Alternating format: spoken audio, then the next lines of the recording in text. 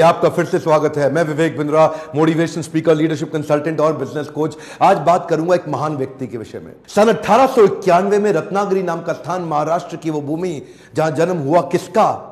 एक profound powerful दलित leader का, एक ऐसे शक्तिशाली पॉलिटिशियन, वुमेन इमेंसिपेटर, एक इकोनॉमिस्ट, एक प्रोलिफिक राइटर, एक थियोरिस्ट, एक ऐसे महान व्यक्ति जो कि बुद्धिज्म का रिवाइवलिस्ट भी था, ह्यूमन राइट प्रोफाउंडर और eminent scholar, razor sharp intelligence. नाम था इनका डॉक्टर भीमराव रामजी अंबेडकर। छोटी उम्र में ही ये रत्नागिरी से सत्तारा नाम के स्थान, महाराष्ट्र के अंदर जो पुणे के नजदीक है, वहां शिफ्ट हो गए। इनकी माता का देहांत हो गया था छोटी उम्र में। बचपन से ही बड़ी दिल को दहला देने वाली, दुखी कर देने वाली, एक बच्चे को आतंकित, पीड़ित कर देने वाली, तंग करने वाली, परेशान करने वाली कठिनाइयों के दौर से ये गुजरे। छोटे थे, पढ़ना चाहते थे, इनके अपने पिता से बहुत रिक्वेस्ट करते थे, लेकिन क्योंकि दलित समाज में, एक महार जात में इनका जन्म हुआ, तो कोई इनको पढ़ने की सुविधा नहीं थी। वहां पे आम बच्चों के साथ इनको पढ़ने नहीं दिया जाता था। पिता ने इनको बड़ी किसी तरह जुगाड़ लगा करके किसी वहां नजदीक के स्कूल में एडमिशन कराया, तो उसको बैठने नहीं दिया गया। बोला बाहर बैठ के पढ़ेगा। सोचो, छोटा बच्चा, उसको बाहर बैठा के, अच्छा पढ़ाई में इतनी रुचि कि बाहर बैठ के इतना ध्यान से पढ़ता। एक बार मास्टर ने इनको बोला, इधर आओ, ये ब्लैक बोर्ड पे सवाल तो सॉल्व करके दिखाओ। अच्छा, ये ब्लैक बोर्ड पे सवाल सॉल्व करने गया तो अचानक बच्चे चिल्लाए, मास्टर जी नीची जाति का है। और इतना ही नहीं, बच्चे चिल्ला के भागने लगे ब्लैक बोर्ड की तरफ। ये हैरान हुआ क्यों भागे, तभी देखा सारे बच्चों ने अपने अपने टिफिन उठाए, वहां से उठा के पीछे करने लगे, धक्का मारने लगे। क्यों? उनको डर था इसकी परछाई से इनका खाना अपवित्र ना हो जाए। ऐसे कई छोटे धक्के इसको लगी। पानी एक बार कुएं से क्या पी लिया, इतनी मार पड़ी इसको, इतना फिजिक, एक छोटे बच्चे को सहनी पड़ी इतनी मार। एक बार रिक्शे वाले ने रिक्शा से उतार दिया। बोला तू नहीं बैठेगा रिक्शे में। क्यों? क्योंकि रिक्शे वाले को बीच में पता लगा कि ये नीची जाति का है, और उसके बाद उससे बोला तुझसे डबल पैसा लूंगा, और फिर रिक्शा भी अब तू चलाएगा। वो नीचे चलने लगा, रिक्शा भी। जानते हैं उस समय केवल छूने से नहीं, परछाई तक से दिक्कत थी इनकी। और परछाई तो छोड़िए, इनकी आवाज सुनने से भी लोग सोचते थे कि अपवित्र हो जाए। ये जो आवाज से अपवित्र, परछाई से अपवित्र, छूने से अपवित्र, ये दर्द जो उनको सहना पड़ा, ये दर्द इनकी जिंदगी में बहुत बड़ा रोल प्ले किया आगे चल के इनकी लीडरशिप को बिल्ड करने में।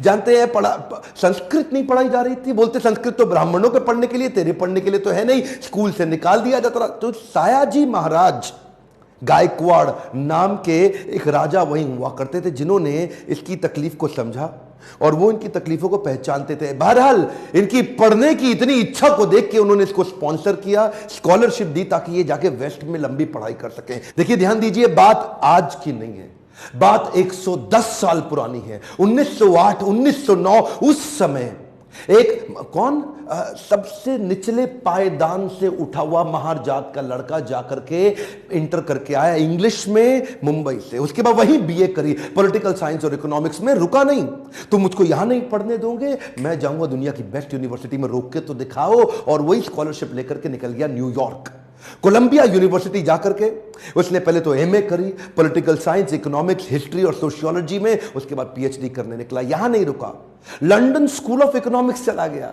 लंदन स्कूल ऑफ इकोनॉमिक्स जाकर वहां एमएससी किया, उसके बाद लॉ की पढ़ाई किया, फिर उसके बाद डॉक्टरेट किया, किताब के ऊपर अपनी थीसिस लिखी। ये वही किताब थी जिसके ऊपर आगे जाकर के रिजर्व बैंक ऑफ इंडिया को बनाया गया। महाराजा और बड़ौदा से उनका प्रेम इतना था ना, वो जो सायाजी गायकवाड़ जिन्होंने इनको स्कॉलरशिप दिया था, पढ़ने में इनकी मदद करी थी, दुनिया भर में पढ़ के उनका प्रेम भूले नहीं, वापस उनके पास आ गए। बोला आप दुनिया भर में पढ़ के आए हूं, आपकी सेवा में आना चाहता हूं। तो उनको मिलिट्री सेक्रेटरी की नौकरी दे दी गई, और उस समय ये नौकरी बड़ी मानी जाती थी। अब ये बड़ी पदवी पे तो आ गए थे, लेकिन वो छुआछूत ने इनका पीछा थोड़ी छोड़ा। वहां भी जो सरकारी पियोन होता था ना, वो उनको फाइल दूर से फेंक के दिया करता था। बोला तू नीच जात का है? आज गद्दी पे बैठ गया तो क्या? दूर से फाइल फेंकते थे, उसके पास नहीं जाते थे। उनको खाने के लिए बोलते थे बाहर जाके खा। आज भी वो कुएं से पानी नहीं पी सकते थे, इतनी एग्जॉल्टेड पोजीशन पे। बाबा साहब अंबेडकर की तकलीफों का सिलसिला थमा थोड़े ही। अभी तो रमाबाई जिनसे उनका विवाह हुआ था, उनके साथ उनकी 5 संतानें हुई, लेकिन 4 संतानें एक के बाद एक इलाज की सुविधा ठीक से ना मिल पाने के कारण उनके जीवन से चलती चली गई। 4 बच्चों का देहांत हुआ, एक बच्चा बचा, लेकिन पत्नी भी आगे चल के लंबा साथ नहीं दे पाई, वो भी लंबी बीमारी के चलते उनका भी देहांत हो गया।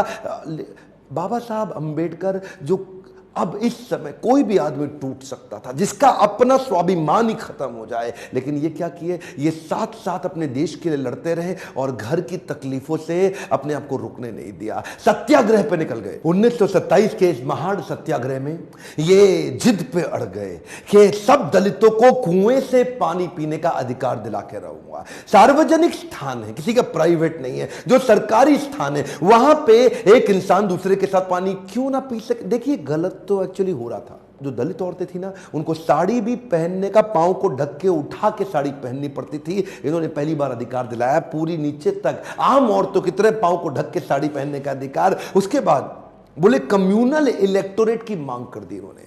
कम्युनल इलेक्टोरेट में ये चाहते थे कि कम्युनिटी के आधार पे हमारी वोटिंग की सुविधा अलग हो। उसमें थोड़ा गांधी जी अड़ गए, क्योंकि गांधी जी जानते थे कि ये अंग्रेज लोग मिल करके हमारी सारी जातियों को तोड़ के अलग कराना चाहते। गांधी जी ने इनको समझाया। देखो क्या बोले अंबेडकर जी, मैं आपको रिजर्वेशन दिला दूंगा, मैं आपको बाकी सब मदद करूंगा, सब करूंगा, लेकिन अलग नहीं करते। अब जातियों के आधार पर अगर देश को अलग किया तो मुझे स्वतंत्रता नहीं मिल पाएगी, मैं अंग्रेजों से लड़ नहीं पाऊंगा, मेरे साथ खड़े होके मेरी ताकत बनो। वो जब अंबेडकर नहीं माने तो गांधी जी ने फिर उनको रिक्वेस्ट की और उसके बाद अनशन पे बैठ गए गांधी जी। बहरहाल अंबेडकर उस समय उनके सामने बड़ी दुविधा आ गई।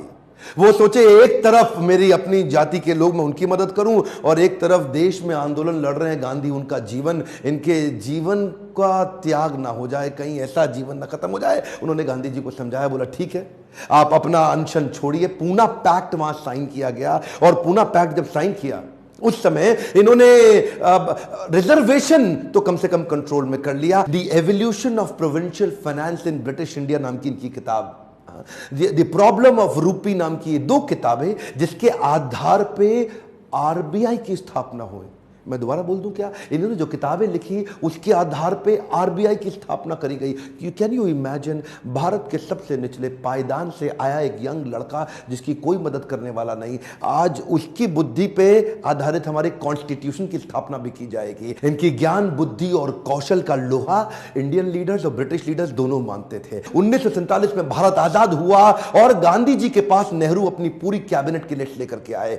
जब नेहरू, जो कि स्वतंत्र भारत के पहले प्रधानमंत्री होने वाले थे, पूरी कैबिनेट की लिस्ट लेके पहुंचे और बताया कि देखो इनको मैं तो तभी गांधी ने पूछा इसके अंदर बाबा साहब अंबेडकर का नाम कहां है, और वहीं थोड़ी उनकी बहस हुई और गांधी ने बोला कि नेहरू ये तुम्हारी कैबिनेट नहीं है, ये आजाद भारत की कैबिनेट है। तभी उनको कानून मंत्री के रूप में लिया गया, और न केवल कानून मंत्री बल्कि तुरंत जो ड्राफ्टिंग कमेटी थी इंडियन कॉन्स्टिट्यूशन की, उसका चेयरमैन भी बना दिया गया। इनकी इंटेलिजेंस के आगे कोई कुछ बोल नहीं सकता था। जो इनसे सहमत थे, असहमत थे, दोनों जानते थे कि इस आदमी में बुद्धि बहुत है। बहरहाल मन तो है कि मैं घंटों तक इनके विषय में बात करूं, एक्चुअली मन भरता नहीं है इनके विषय में बात करते हुए। इतने बुद्धिमान व्यक्ति, आगे चल के इन्होंने हिंदू कोड बिल और महिलाओं के लिए बड़े कानूनों के अंदर कई बदलाव लाए। ये वो पॉलिटिकल लीडर नहीं थे जो सत्ता के लिए लड़ते थे, ये लड़ते थे उनके लिए कि देश में कमजोर हिस्से को उठाना देश के हर लीडर की जिम्मेदारी। एक हम मोर टाइम ध्यान दीजिए,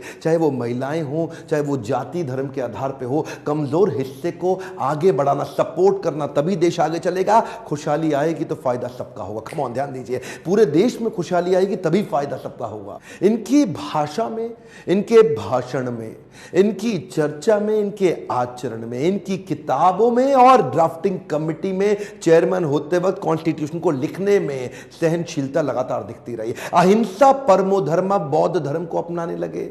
आत्मवत् सर्वभूतेषु, भागवतम में बताया गया है कि बौद्ध धर्म में आत्मवत् सर्वभूतेषु, सभी जीवात्माओं को अपनी तरह देखना चाहिए। ये जो समान दृष्टि देने का उन्होंने प्रयास किया, ये उसके बाद ये बौद्ध धर्म को स्वीकार करने चले गए। आखिरी तक काम प्रेम से करते रहे, किसी से लड़ाई नहीं लड़ी। आपके लिए क्या मैसेज है इसमें? एक मैसेज लेके जाइए, एजुकेशन इज द टूल। पूरी जिंदगी में सबसे निचले कमजोर तबके को उन्होंने उस एजुकेशन के बल पे तो खड़ा किया। ये लगातार जो पढ़ते रहे लोग इनके सामने चुप, इनकी एजुकेशन के चलते तो हो जाते थे। कोलंबिया यूनिवर्सिटी आगे चल के इनको number 1 scholar in the world की उपाधि से नवाजा गया। देश ने इनको भारत रत्न दिया। एक बात समझ लीजिए, इनके बराबर लीडर पृथ्वी में गिनती की होते हैं, परसेंटेज में नहीं होते। लर्निंग क्या है? Education is the tool. Entertainment के तो बहुत चैनल होंगे यूट्यूब पे, पर मैंने एजुकेशन का चैनल बना है, कोई एंटरटेनमेंट नहीं है इधर। और देश को भीमराव रामजी अंबेडकर के विषय में एजुकेट करना, उनके संघर्ष के बारे में बताना मेरी आपकी पूरे देश की जिम्मेदारी है। बताइए तो सही लोगों को कैसे संघर्ष से उठ के खड़े हुए हैं। शेयर करिए वीडियो, जिसको हो सकता है, जिसको इंस्पिरेशन मिल सकती हो, कमेंट बॉक्स में बताइए। अगर किसी और लीडर का वीडियो देखना चाहते हैं लाइक करिए। अगर थोड़ा भी वीडियो पसंद आया, जितने लाइक उतना मेरा उत्साह बढ़ेगा। बताइए कि आपको कैसा लगा ये वीडियो। सब्सक्राइब करिए, बेल आइकॉन हिट करके दूसरों से भी करवाइए। मेरे साथ जुड़े रहने के लिए प्रेम पूर्वक हर बार की तरह बहुत बहुत धन्यवाद।